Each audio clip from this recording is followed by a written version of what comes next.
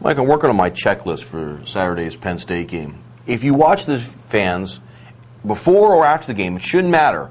We'll have a little checklist for you for areas Mike's going to be watching during the game. So you can see, if you watch this afterwards, how well Penn State did with this. I think, let me just ask you a couple names of guys you're going to be watching to see how they progress from week 1 to week 2 of the season against Syracuse. I'm very impressed with your ability to multitask, by the way. Very impressive. I can chew gum and do a couple other things. Well, one position group that's going to be the focus all year is the offensive line, because I think that is it's kind of rebuilt, and they did not run the ball very effectively last week against Akron. So I think people are going to be watching that, and in particular a guy named Deontay Pennell, who is the right tackle, moved over there from left tackle.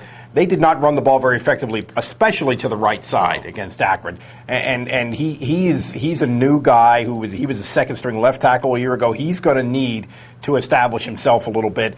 And Penn State's going to need to run the ball more effectively than they did last week, without question. Yeah, I think they seem to get decent pass protection. Yeah, but it was just that, man, I've never seen a Penn State team run so. And it may have been what Akron was doing defensively. They run kind of a lot of a 3-5 type things with a lot of variations off of that. Well, you ought to be able to pass block a 3-man front, but I think Penn State's offensive line was confused a lot by that.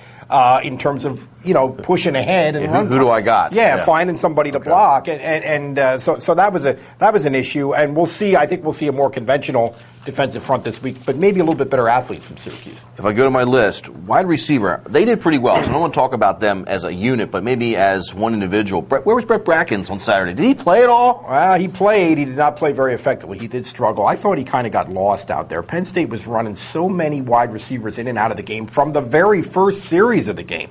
That I almost thought they overdid that a little bit. I think you need to have some guys step forward and establish themselves, and maybe Moy and those Powell and Zug did that. So Brackett's going to have to do something this week.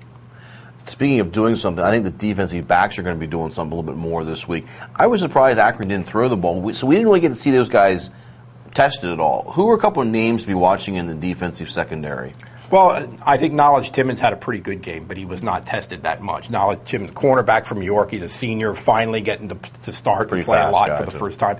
And A.J. Wallace, who actually is listed on the depth chart second behind Timmons at that left corner, I think it is a senior. It's a guy who's supposedly was going to be disciplined by Joe for cutting class, but he actually was in the game in the first quarter on Saturday.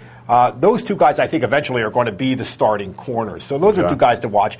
The strong safety, Nick Sukai, the hero position, he got badly burned on the one touchdown that Akron had. Just made a bad decision, bad read. So he'll be a guy to watch for as he kind of develops.